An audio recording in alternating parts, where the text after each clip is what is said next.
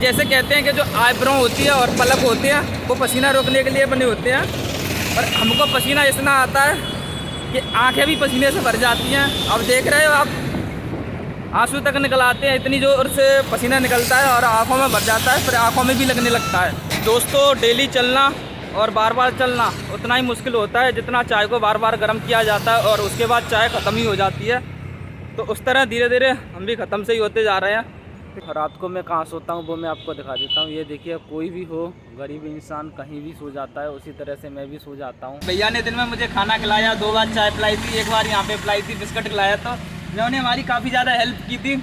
दोस्तों, भुवनेश्वर के लिंगराज मंदिर के बाहर अपनी रात गुजार के मैं आ चुका हूँ अभी हाईवे पर।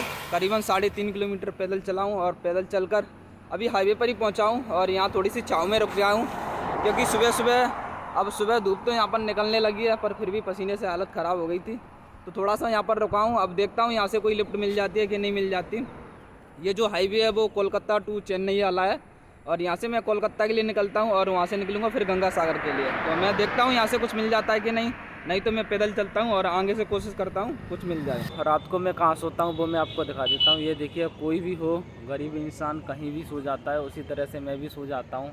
मुझे कोई शर्म नहीं है क्योंकि भगवान की पृथ्वी है और भगवान का ही आकाश है, तो कहीं भी सो जाता हूँ। अभी एक ग्राउंड में सो रहा हूँ मैं, यहीं पर भुवनेश्वर में लिंगराज मंदिर के बाहर, और यहाँ सो के अपनी रातें गुजार लेते हैं और सुबह यहाँ से फिर निकल जाएंगे हम लोग। दोस्तों, डेली चलना और बार बार चलना उतना ही मुश्किल होता है जितना चाय को बार बार गर्म किया जाता है और उसके बाद चाय ख़त्म ही हो जाती है।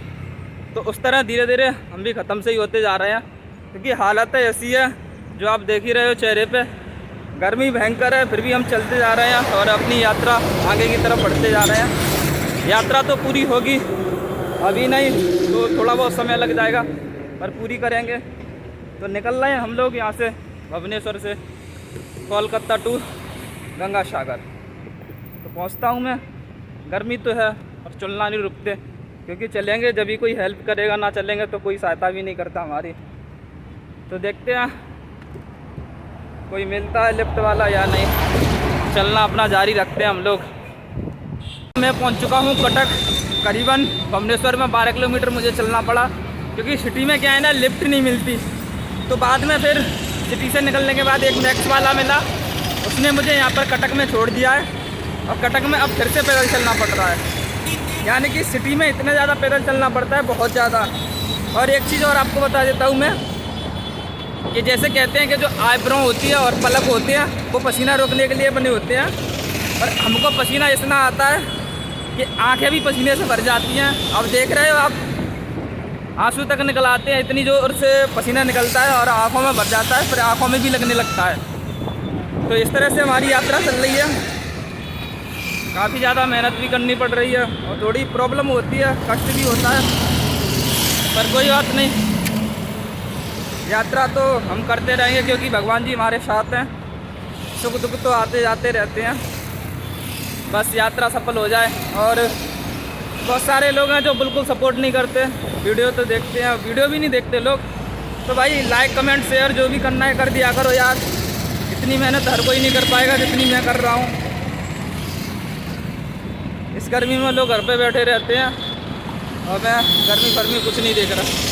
ठीक है, देखता हूँ मैं आगे कोई लिफ्ट मिल जाए तो। चलते चलते करीबन मैंने 70% कटक ऐसे ही पैदल निकाल दिया है क्योंकि सिटी में कोई लिफ्ट नहीं मिलती। और आज तो मैंने 2 शहर ऐसे ही पैदल निकाल दिए।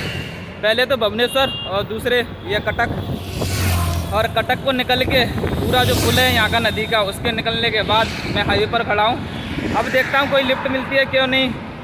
और गर्मी यहाँ पर इतनी बहुत ज़्यादा हो रही है, परेशान भी हो चुका हूँ। हालत आप देख ही रहे हो किस तरह की हालत है। चेहरा देख के आप बता सकते हो मेरी क्या कंडीशन है।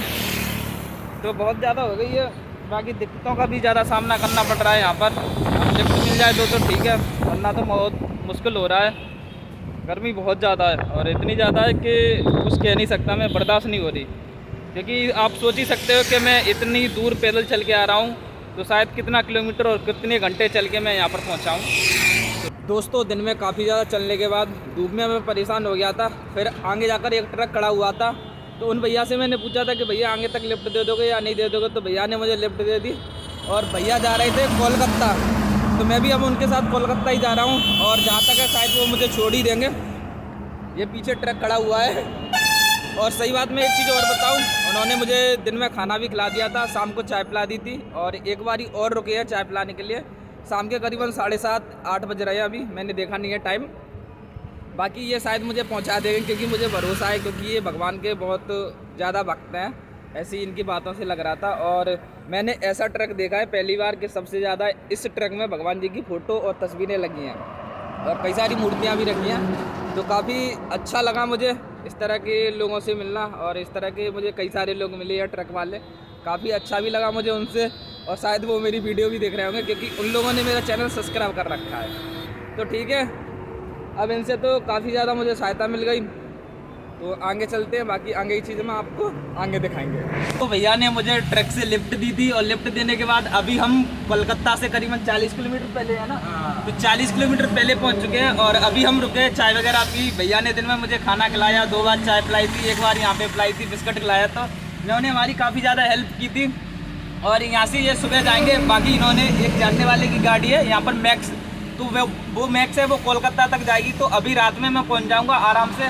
बाकी भैया को बहुत बहुत धन्यवाद कि इन्होंने हेल्प की। करीबन मुझे 300 किलोमीटर की इन्होंने लिफ्ट दी है, और इनकी वजह से ही मैं आज यहाँ तक पहुँच पाया हूँ।